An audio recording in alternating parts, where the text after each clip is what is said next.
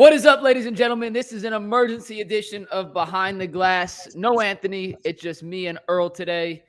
This is out of the blue. We had to do this because the end of that preseason finale between the Chiefs and the Browns it was a catastrophe, Earl. And let's give people a sec to tune in here. We literally just launched this. I see 3 people in the chat already. We're going to get to your comments in a sec. We're going to give about 2-3 minutes to let people come in, but Earl the Pearl, my man, you've had quite the week, and the last thing you needed was another heart attack, and my God, Cade York was nothing. Cade York offered you no solace in this time of need, and that is what I'm most disappointed in. You know, you look. Hey, we got 100 people in here in a minute, bro. I told you about to do stupid numbers. We got 100 people in here in a minute. It's funny, man. In life, when life happens, because life is gonna happen, right?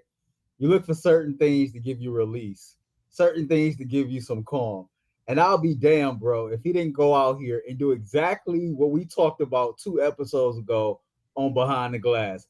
Remember, I laid it out. I told y'all. I told y'all. It's so bad. It's laughable. Like, it is so laughable because when we talk about the margin of victory in the NFL, that being about 3 points, right? You think about this. He misses an extra point earlier in the game. We lost this game 33-32. But that was the perfect real game scenario. Yeah. You're going down the field with an opportunity to win the game at the end of the game against a team that you might very well see in the playoffs. You get the opportunity from 43 yards out and you miss it. And I get it. The kick was partially blocked, but it's something about your mechanics that continuously allow your kicks to be blocked. Like this is like I said, it's laughable. It's so bad. It's laughable. So, and we're going to get to all your comments. Dude, I told you we'd do numbers. We had 100 in a minute. We have 202 minutes.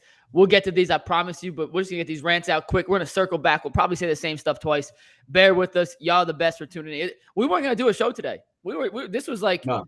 I texted Steve. I said, I got to get on. We got to talk about this because that's absurd. Joe Thomas knows more football. Joe Thomas has forgotten more football than me and Earl will ever know combined. And no disrespect to anyone in the chat, the 200 y'all right now. Joe Thomas has forgotten more football in the last year than myself, Earl, and all 250 of you have ever known. Like, that's how smart Joe Thomas is. And Joe Thomas said after the missed extra point, well, before he even got touched, it looked like a helicopter off his foot. Yeah. I'm not going to tell you I'm the smartest dude in the world. I'm not going to tell you I'll ever play special teams outside punting in 2nd grade. If a football comes off your foot like a helicopter, something is wrong. Now, he got touched after. We'll get to that. The extra point was blocked. Guess what? He's lucky it was blocked because that thing was going 30 yards to the left of the upright. That wasn't even close. Was not going to be even remotely close.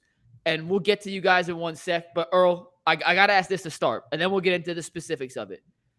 When he trotted out there for that game-winning attempt, on a scale of 1 to 10, how confident were you in Cade York making that kick? I'm going to be totally honest, bro.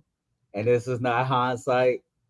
The moment he stepped out there, I told myself, I said, he's not going to make it. And I'm being totally honest with you. I had zero confidence whatsoever that he was going to make it. And it's sad that we feel this way as Browns fans. I'm pretty sure you felt the same way.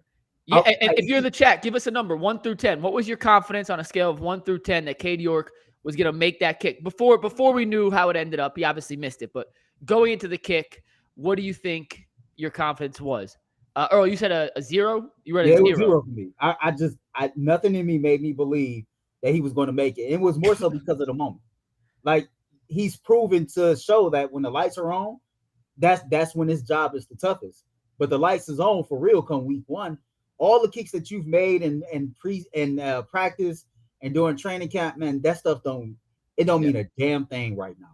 None of that means a damn thing right now, because in these preseason games, while people walk around talking about how the preseason don't matter, it clearly does, because it showed a major hole on this team. It identified a major weakness on this team. I don't care if he was a 4th round pick, 1st round pick, 2nd round pick. I think Cade York needs to be gone tomorrow. You need Andrew Berry. I'm talking to you directly right now. You need to take the same approach that John Lynch took in San Francisco yesterday. You realize you made a mistake. that the draft pick of Trey Lance did not go well, and we're talking about a quarterback here.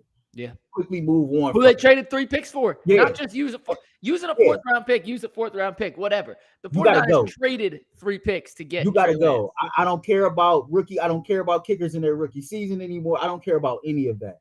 You need to go. And I think Cade York eventually will be a successful kicker in the NFL, but it's not going to happen in Cleveland. It's over with. It's a wrap. Earl, you want to tell the people what I texted the group chat as soon as you missed that? Which one? And our private one? I mean, I just said he should not even get on the plane. Like. Oh yeah, that one. Like they got to pull a Lane Kiffin, leave him on the tarmac. Listen, Cade York is probably a nice dude. I've never met the guy. I've never spoken to him. I don't know him personally. Probably a nice guy. He has an unbelievable leg. His leg talent's what led him to be drafted in the 4th round. Kickers don't get drafted that high for a reason. His talent, undeniable. But half of kicking, and I would even argue more than half of kicking, is mental. And right now, Cade's leg talent might be a 10 out of 10, 9 out of 10. It's in the upper echelon of NFL kickers. His mental side of the equation, if we give him a 2, we're probably shooting 20% too high. Or like, I don't want to completely bury this guy, but he doesn't look confident. Aditi even said after he got injured, went in the tunnel, he missed the ensuing kickoff because he couldn't find his helmet. To me, it just, the mentals for him are not being tied together in the right place. And when your mentals are not right, as a kicker, that whole thing is so, it's kind of devious. It's almost evil in a way because you're on the field for like 7 plays a game. And when you're on the field, what you do is all that really matters, right? Like everyone is looking at you. Yes, the offensive line has to block. And yes, there are weird circumstances, but for the majority of kicks, it is you in a stadium of 100,000 people, 75,000 people, whatever the number is, operating at what you do best. And some guys aren't built for that kind of pressure. And it's odd because Cade York kicked at LSU. He made some monster kicks during their national championship season, including beating Florida in the swamp with a 54-yarder as time expired. He did it against Carolina, so he's proven he can do it. But my goodness, Earl, I just have zero faith. And I asked the chat to show, and the comments are coming. I don't know if you have the chat. These are coming in so fast, I can't even see somebody. We need Anthony to hop in here and kind of moderate for us. But I asked what's their confidence level. I didn't see anything higher than a 3. I didn't see anything higher than a 3. So somebody said, why is Earl on the floor? The loss wasn't that bad. Listen, man, we do whatever we got to do to bring you Ultimate Cleveland Sports Show content, behind the glass content, whenever we can. And the loss wasn't that bad, man, but Cade's that bad. And you know what? I can't get off the floor until Andrew Berry gets me a kicker that's worth getting off the floor for. Matter of fact, I'm sitting on the floor until I know that the Browns boarded the plane back to Cleveland and Cade York was not on that plane. It's like the Greyhound. Man, and it sucks. So we've been calling for Robbie Gould, right, Earl? We've been saying, hey, the 49ers kicker, and granted the Niners had a kicking competition going on. They had Zane Gonzalez and Jake Moody, I think his name is, from Michigan, as the 2 guys who were battling it out for that kicking job. One of them got hurt yesterday. If he was the favorite to win that competition, they might be in the market now for a kicker as well. What's funny to me, and Earl, you touched on it, and then we're going to get to the kicks. We're 10 minutes in. We'll get to the kick-by-kick thing in a sec. Why do general managers hate to admit when they're wrong, when their jobs are on the line? Listen, personal pride's everything. I understand you never want to admit you're wrong. If I put a topic in the rundown that people don't like, or if Bull doesn't like, or Jay doesn't like, I'll kind of argue for it and give my 2 cents. But your job's on the line here, AB. Your job's on the line, Stefanski. And I just refuse to believe that either of those 2 guys, who seem to be as smart as they are, book smart and football smart, would be willing to risk their jobs and their future, their season, on a guy who I can't imagine, if you put a lie detector on them, would say they have any confidence in to make a big kick. And last year, 4 Browns games, 4, that's a quarter of the season, came down to kicks in the final minute, either for the Browns or for the other team with the Browns playing defense to win. 4, 25%. Now, that's a little higher than league average, but you could guess, or you could estimate, between 2 and 4 games for every team are going to come down to the last little bit. And I just don't trust Cade York. And Mighty Mulatto, you're right, man. Fool me once, shame on me. Fool me twice, shame on you. Cade York fooled us last year. He made his first 8 kicks of the season. He was not good after that. Bulls pointed out he was not good after the first 8 kicks of the season. He finished the year 24 for 32. You take out those 8 kicks, he was 16 of 24, which is like 67%. It's just not good enough, Earl. It's not good enough in a division and a conference that is as loaded as the Browns playing. Yeah, I mean, you said a lot, and just to unpack it, I find it hard to believe that Kevin Stefanski and Andrew Berry is that stubborn. Like, for the sake of Browns fans everywhere, I hope they are not that stubborn. Kevin Stefanski came out here last week and gave Cade York a ringing endorsement. That's our kicker. We gonna stick behind him. You know how the memes go. We gonna stick behind him. At this point, there's no sticking behind Cade York, right? Because to your point, this is a mistake. And I get it. He's been in the NFL 1 year. And as a general manager, you don't want to give up on a football player after one season, right? But at the same time, your job is on the line. The sense of urgency for the Cleveland Browns in 2023 is at level 10, right? It's level 10, and that's where it's at. And so knowing that to be the case, you have to assess every single situation for what it is. Damn the fact that he was a 4th-round pick. Damn the fact that he's entering year 2 of his NFL career. Because when you look at a 53-man roster, if 52 other men is willing to go to war and blood, sweat, and tears to get one win each week, and guy number 53 being Cade York has washed away all their hard work, and they're going to be looking at it as well, like, man, he got one job, he's a kicker. You have to consider your entire team in these situations. And yeah, it's cool and it sounds good and it's very motivational to go out there and say, hey, you know what? We support Cade York. Hey, Cade Yorker's our guy. All that's cool. But here we are another week with the same issues still present, and we're out of the trial. You're out of time. Right? There's no more practice games from to miss game winning kicks. If you miss that in the season, you don't make the playoffs. That's why, Earl, we're on the same page here. The urgency has to be there, and if it's not, shame on Berry and shame on Stefanski. Because I'm gonna give us an example in UCSS terms. And this has happened before, and it frustrates the hell out of us, Earl. And if I was Deshaun Watson, Myles Garrett, Nick Chubb, I would be livid. We put together a hell of a show, right? We put together graphics, make rundowns, we do all that. And all of a sudden, YouTube decides it wants to glitch in the middle of the show.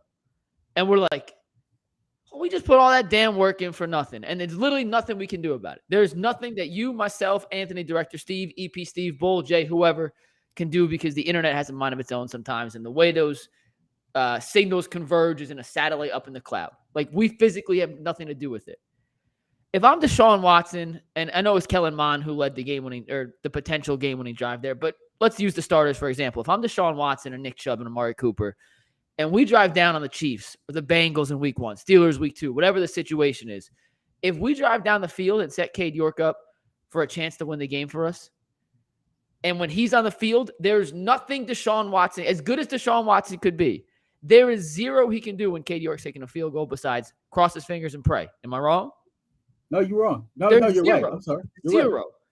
Right. So I don't get how they could jeopardize the other 52 guys by leaving Cade York in there when, despite what Kevin Stefanski says, despite what Andrew Berry says, despite what anyone on the Browns organization say, they cannot be confident in Cade York. They can't be. They can't. And if they tell you, Earl, and I know you're a big believer in body language, and you've fallen trap into some of this, Kevin Stefanski said it, so it has to be true stuff this year, and a lot of people in Cleveland do. If you believe what he says about Cade York today after the game, I'm calling cap on you. I'm doing both things. I'm calling cap. I got a tweet from a guy or somebody at primetime 000. Okay. It said, relax. If he misses a game winner in the actual season, then you have to cut him. I will roll into the season with him, but have another kicker on standby. Stuff like this, that mediocre tape, that accepting of mediocrity. That's what's the issue is with some of these Browns. Bye. You're seeing this dude blow kicks when it don't count, and you still want to tell me that I need to have faith in him to be able to make game winners when they actually do count, when I know damn well I'm playing division foes in 3 of the first 4 weeks of the season, but I'm supposed to relax because of what he did at LSU or because he made a 60-yard field goal against the Carolina Panthers week 1 last year. No, and this is what pisses me off so much about certain Browns fans. Y'all are willing to accept mediocrity to the point that is damn near pathetic. That is pathetic. Yeah. This man has showed you in every single game this preseason that he just don't have it. Mike, we played 4 preseason games. He missed an extra point or a kick in all 4 of them. But I'm supposed to roll into the regular season and wait on him to miss a game-winning field goal before I move on? Man, the hell out of here with that. Hey, listen, that's ridiculous. This is something that has to be ingrained into Browns fans' mindset. And it's not just Browns. This is any team who's going from I love Cleveland, but a perennial loser to a team that can now compete at the highest level, right? Earl, you ready for this? Absolutely. You cannot waste years of Deshaun Watson's prime for something as minute as a kicker. Because as good as Cade York may be down the line, right? Let's say he turns into the second coming of Justin Tucker. It's not going to happen this year if he does.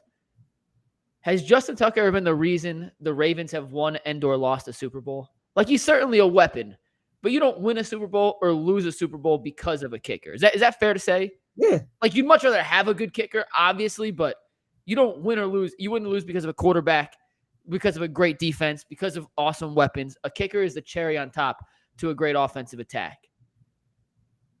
The fact that they are so willing, and hopefully I'm wrong. Like, hopefully we come in Monday, or with a lead topic of the Browns have cut Cade York, or on Tuesday when cut day comes, they've cut Cade York and they found someone. You cannot waste these years in Deshaun Watson's prime when he's under contract for the next 4 seasons here in Cleveland. We expect him to stay longer. We hope he stays longer, but there's no guarantee. These are the years you go all in. And you can't go all in if your kicker can't.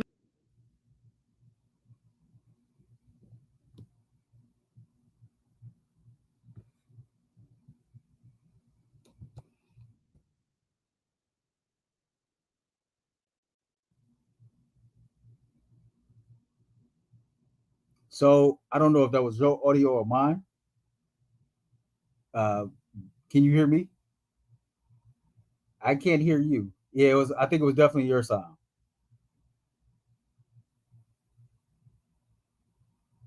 Yeah, I think it was your sound.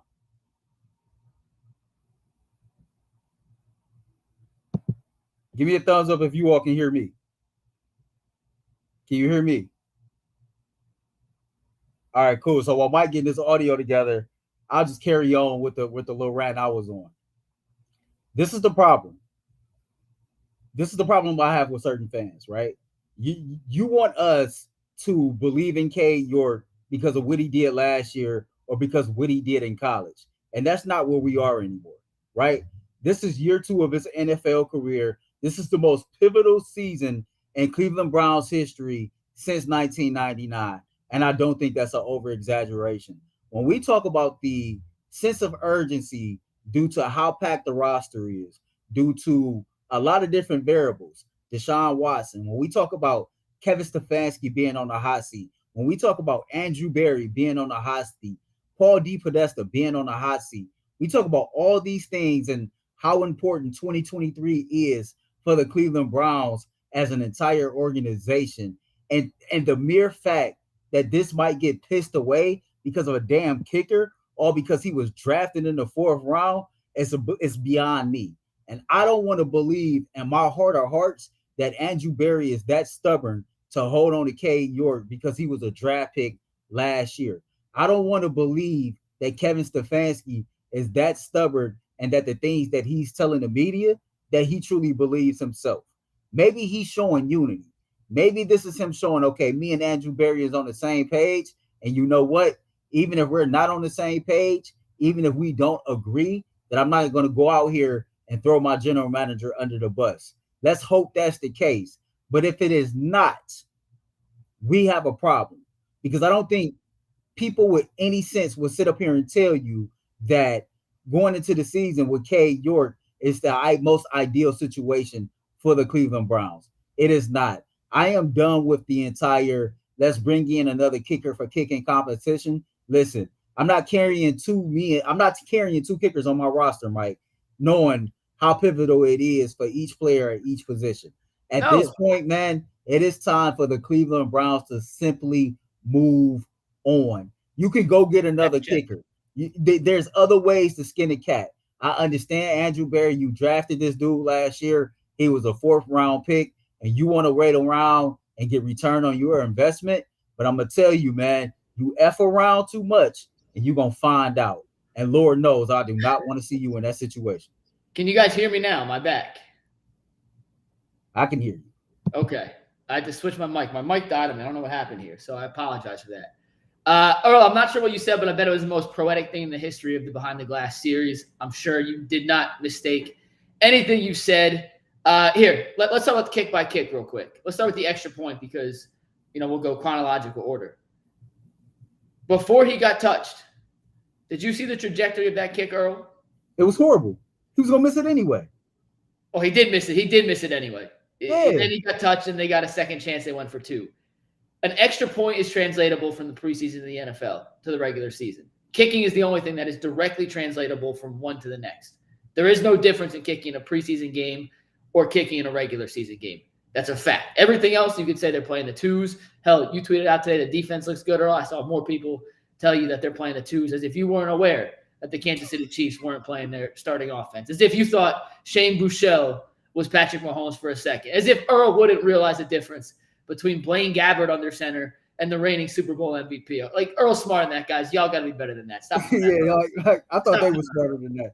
Give them the benefit of the doubt. I do believe that we're professionals, right? You should fire me right now if I was unaware that the Cleveland Browns was going up against the 2s.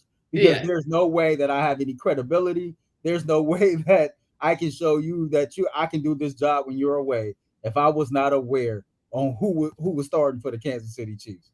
So that first extra point was an absolute shame. That was going it did go 3 yards wide left of the kick. Now, if you go back to the Philadelphia game, remember the 2 kicks he missed at the end of Philadelphia? One went right, one went left. I can't remember now what Cade York's original woe was because he's missed so many each side. That's funny. That's funny. I can't remember which side. Was he pulling it or slicing it? Like, it's happened so many times now.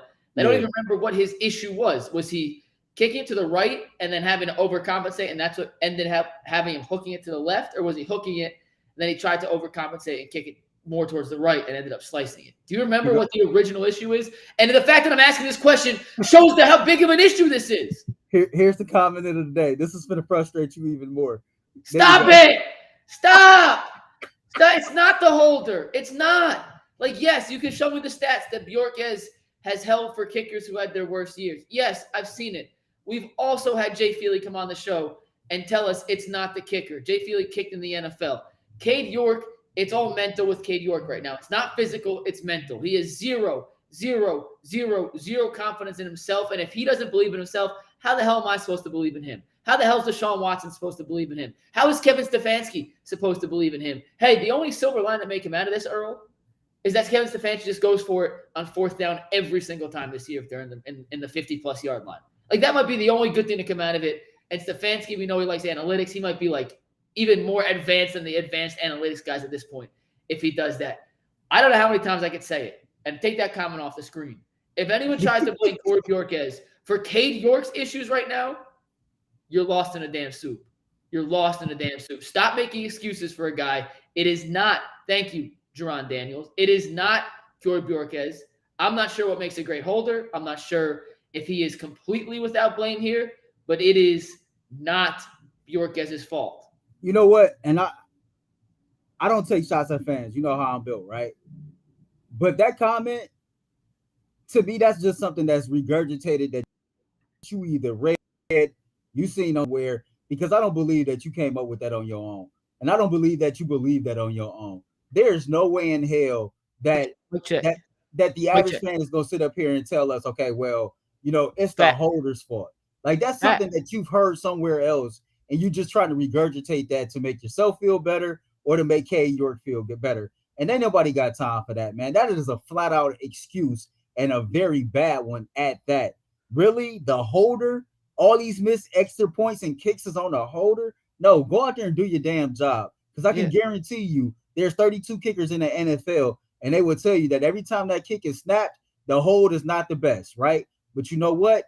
You make the most out of it. This dude is mentally gone. His mechanics is not there, and it is what it is. It ain't got nothing to do with no damn holder, man. Cade York, you got to hold that L. You got to take accountability, and you need to step your game up. This ain't got to do with who's snapping the ball or who holding the ball. And when you got former NFL punters and kickers telling you that it's not the holder, and as a fan, you still want to try to convince yourself that it is, then, hey, the definition of insanity is doing and thinking the same thing, expecting a different result. So you can go ahead and dry yourself insane all you want to, but I know better.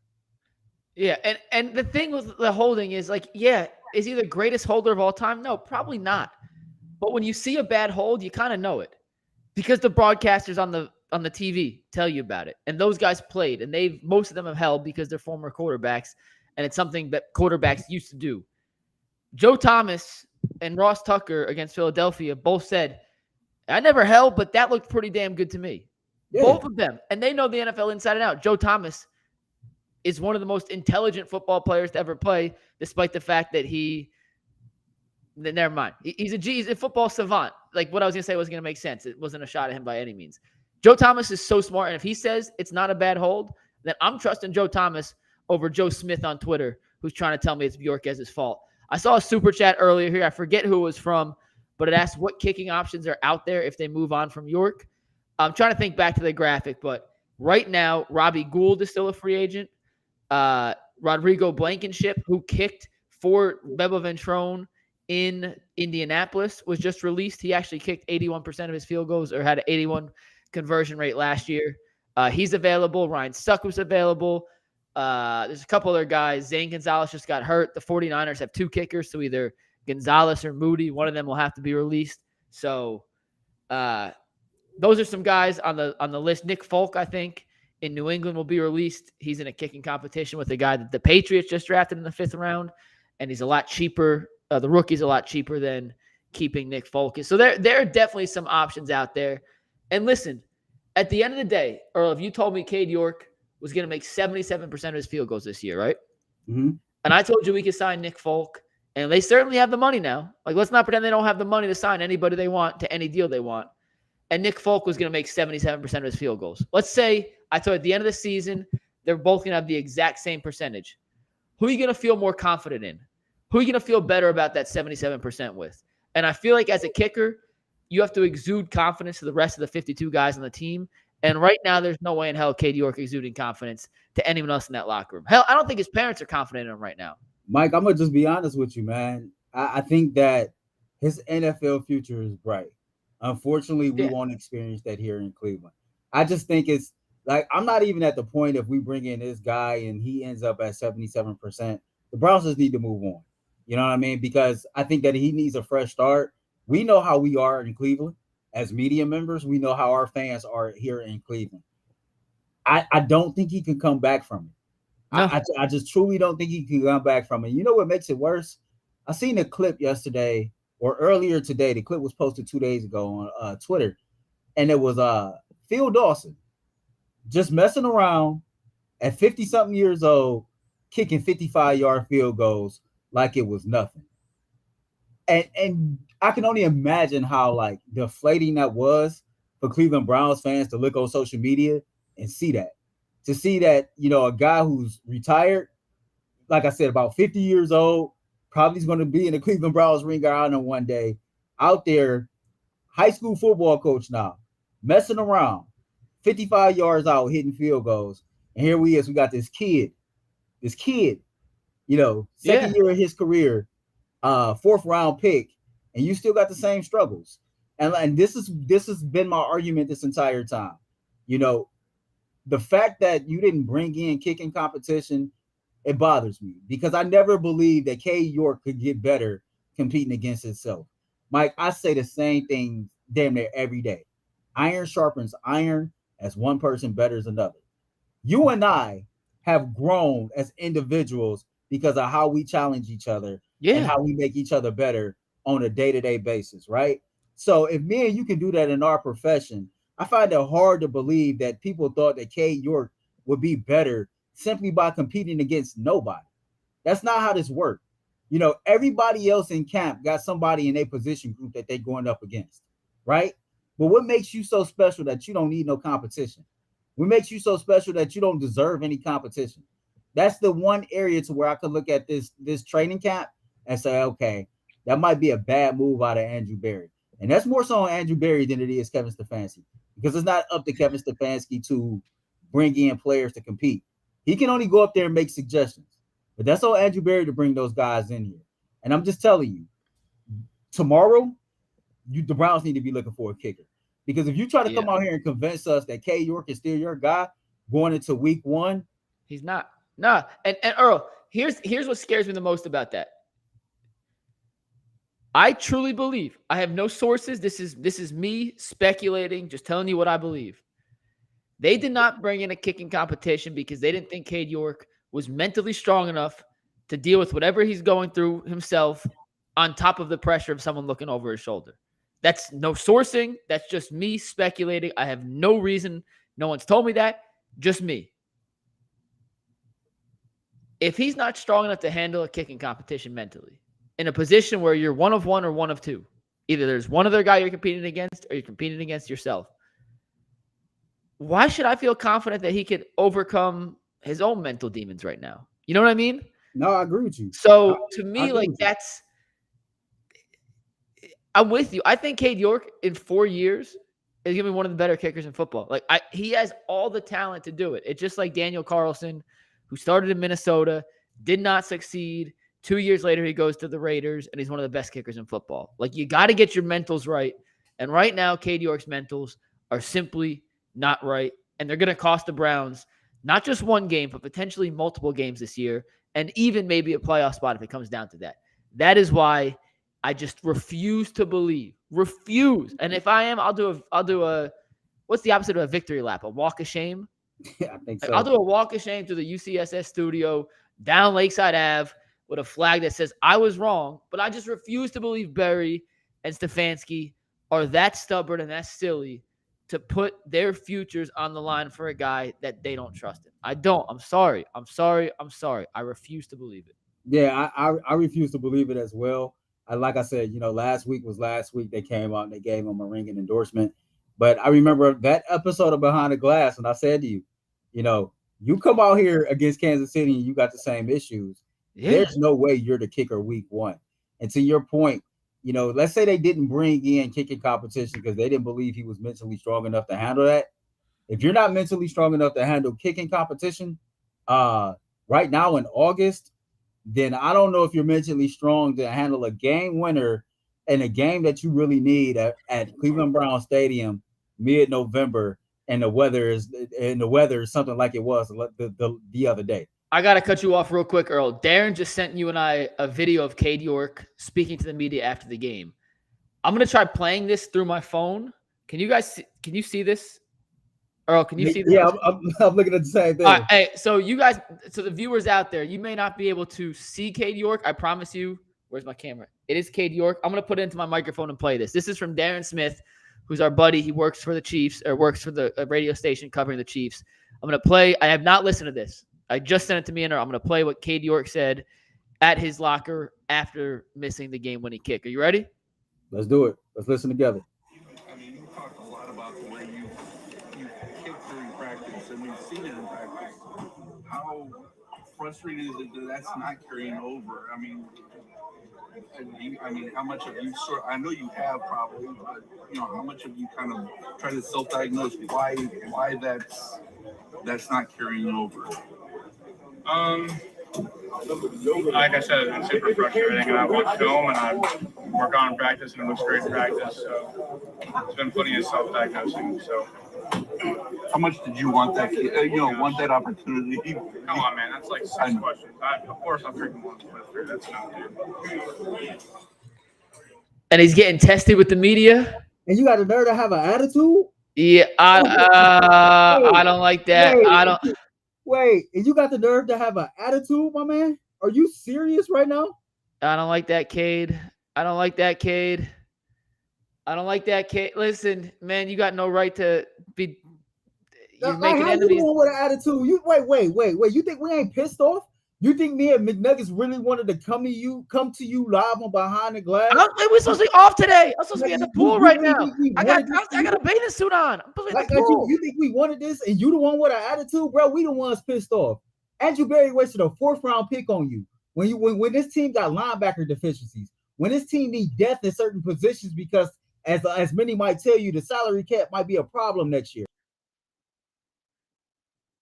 Did Earl freeze now? And you the one.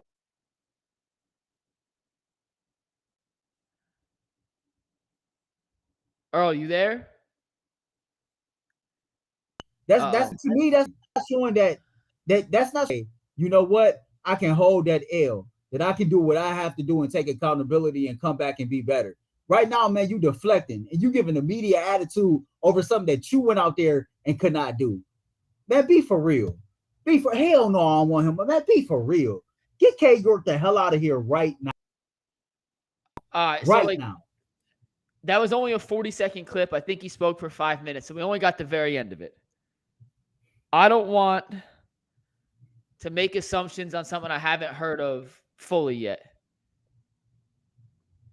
I've been in those situations where you got to ask weird questions after the game, but guess what? That's the media's job to ask questions. And people in Cleveland say the media here is tough. We got a pretty soft media here. Like in general, we got a pretty soft media here. And asking, how much did you want to make that kick? Yeah, that's not a great question. Frank, I don't know who asked it. I just saw the back of their head. I can't tell who asked it. That's frankly not a great question. I totally get that, but Cade, you are in no position. Like this is advice to you, seriously. You are in no position to make enemies now. Like anything you say and can say will be used against you. Like you have to act as much of a professional as you humanly can, even though that's not a good question. Like that's a dumb question, especially to end it. How much you want to make that kick? Well, no shit, Sherlock. I wanted to make that kick. Like that's a dumb question. But you cannot give anyone ammo against you right now. Like your job is on thin ice. Like we're talking like a frozen lake when it hits 31 degrees, Earl, where it just freezes on the top and underneath the fishy's still swimming around like they ain't frozen yet. I just like I said, bro, I can't believe the attitude. Like it's real quick. It's objectively, it's a dumb question. I'm going to be honest. The question was, how much did you want to make that kick? That was the last one.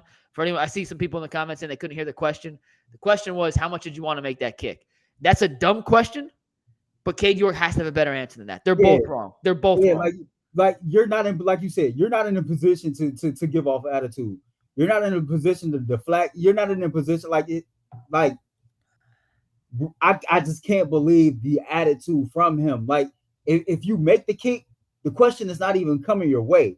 Like we can sit up here and we can try to overanalyze this all we want to, man. But you're a kicker. Like, let's be for real. Like when they pass out playbooks, do you even get one? I'm not even being funny. No. That's actually a good question. Do you even get a playbook when they pass them out? You're a kicker, bro. You got one job. Make kicks. Everybody want to talk about the holder and the strings being on this side, the strings being on that side, and his mechanics this way. And if you scoot it this way, no, man, get out of here, bro. You're a kicker. You got one damn job, man. And you sit up here giving somebody attitude because they might not ask you the best question, but come on, bro, they wouldn't be asking you no questions at all if you actually went out there and did your damn job. Yeah, it is funny. I'm tweeting out that video from Darren right now. So bear with me as I'm tweeting, but players get upset when they get asked questions, and and if you're not a quarterback, you're not one of the star players on the team. You only really get requested for an availability if you made a big play or did something wrong. Like there's a reason we don't hear from James Hudson every week. You know what I mean? Like, is he available? Yes. Do you ask to talk to him? No. Cade York, when you make or miss a big kick, remember when they made the one against Carolina last year and we had the lethal weapon 3 signs? It goes both ways. When you make the kick and you want all the praise, you deserve it. When you miss, you better stand and face the fire. Like that is part of being a kicker. And I like Cade. After he made the kick against Carolina, Earl, could you fast forward that before week 1, less than 365 days after he made that kick against Carolina, we'd be calling for his job? Like, seriously. And not just calling, like begging, like save the season. Yeah. You couldn't have told me that we would be here. I remember that Sunday he made the kick. Monday, Anthony was making, cool graphics about Cade York being what was it? Lethal Weapon 3 and Big Kick Energy.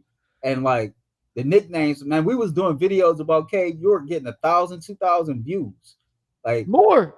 That yeah, first like, we did 10,000 on is Cade York so forgive me if I'm next a little best kicker in the NFL. But you getting the same energy you deserve from me today as you got the same energy that you deserved on me on that Monday after the Cleveland Browns beat the Carolina Panthers because of your kick. Like, you got to take the bad with the good. Project Pat said it best. Okay, yeah. So this is not one of those situations to where we're piling on. And like, forgive me for going off like that, man, but that's so frustrating to where when you see people who don't take accountability for their actions and immediately want to give off attitude and deflect because somebody asked them some tough ass questions. You're a kicker. You don't get a playbook. If you make your damn kicks, nobody's asking you anything. Yeah. Anything at all. All right, so we'll wrap this up. We're gonna talk about all the other facets of the game on Monday. Yes, we will. The Wilkins fumbles, how Deshaun Watson looked, how the defense looked, Thornhill's pick 6, Denzel Ward in concussion protocol already. Please, Denzel, like, we need you, brother. We need you, man. Like, you can't be getting banged up already. But last thing on York, Earl, we'll wrap up. We said we are going to do 20 minutes. We're on 45 already. And shout out to you guys, every single one of you who tuned in. We appreciate y'all. We do this for you guys. The comments came in so fast. I literally can't keep up with them. That's why we have Anthony here. Usually Anthony's not around. But I think he is watching because he just texted us. But this is coming in so fast, I can't even keep my eye on it. You guys legitimately are the best. We cannot say thank y'all enough. I'm dead serious. I'll speak for Earl here. And if I'm out of line, Earl, tell me to shut up. But we do this for you guys. We do this because we love you guys. And we do this because the Browns make us all feel something special, good or bad. I'm on the floor with no real camera, no microphone. That's how much we love you. We're supposed to be off. Today's supposed to be an off day. So I just grabbed my computer, came in the room, sat on the floor. That's how much we love you all. We knew that I was going to go solo. About it. Hey, my bad for being on the floor, but hey, we had to get the job done by any means necessary. Yeah. That's more than Cade York can say. And last thing, and this has nothing to do with Cade York. I feel, and it has to do with special teams, though, or two things. One, I know that kick was blocked, and I'm not giving York a pass as a blocked, but we brought Bubba Ventrone in to fix the special teams. There have been a lot of special teams miscues so far this preseason. And I know it's preseason. I'm not going to go too crazy over it yet, but that's someone to keep in the back of the mind as we move forward. York is definitely deserves the majority of the blame here. But I do think that there are some other issues outside of just the actual kicker on special teams that need to be shored up by September 10th.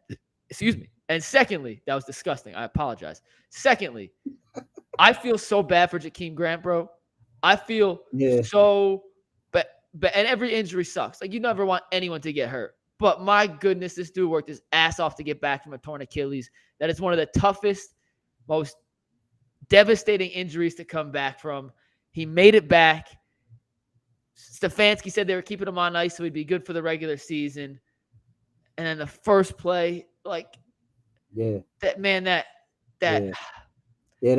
so damn bad for him. Yeah, man. I definitely feel bad for him, man. Prayers up to him, man. I can only imagine the mental side of things when it comes to him. So definitely prayers up to Jakeem Grant, man. And man, we have all this covered come Monday. All right, well, that's gonna do it for Earl the Pearl and myself. Cade York, make your kicks. I'll leave it with that. Make your kicks, and we got no issues. Miss them, and unfortunately, we have to ask you questions. We have to talk about you as well. We'll have a full show Monday with reaction. Aditi will join us Monday. No one was closer to Cade York throughout this whole situation than Aditi. She spoke with him right after the first injury. She was with him the whole game on the sidelines. She could see his confidence. We will definitely ask her about that. And we'll go over all the other things for the game to get you guys ready for week 1 of the NFL season. We are 15 days away, Earl. 15 days away. For Anthony, who's watching on his phone, for Earl the Pearl on McNuggets, We'll see y'all Monday. Peace.